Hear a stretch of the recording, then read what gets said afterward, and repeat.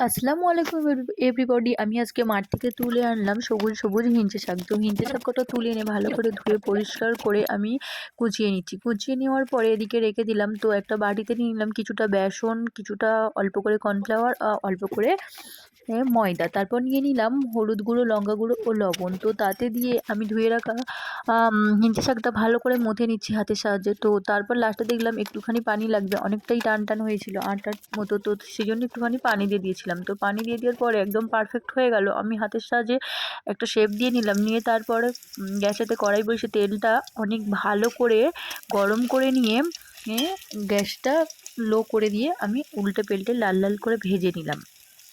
তো ভেজে নেওয়ার পরে রেডি হয়ে গেল। তো আমি দেখিয়ে দিয়েছিলাম, তো আমি খেয়েও দেখিয়ে দেবো তোমাদেরকে। তারপর তোমরা সবাই জানো হিঞ্চে শাক খাওয়া, বা অনেকেই জানো, বেশিরভাগ জনই জানো হিঞ্চে শাক খাওয়াটা কতটা স্বাস্থ্যের পক্ষে ভালো, ও কিডনি ও লিভারের পক্ষে, এবং যাদের মুখে রুচি হয় না তাদের জন্য হিঞ্চে শাক খাওয়াটা অনেক ভালো। তো দেখে নাও, আমি এবারে খেয়ে দেখিয়ে দিচ্ছি।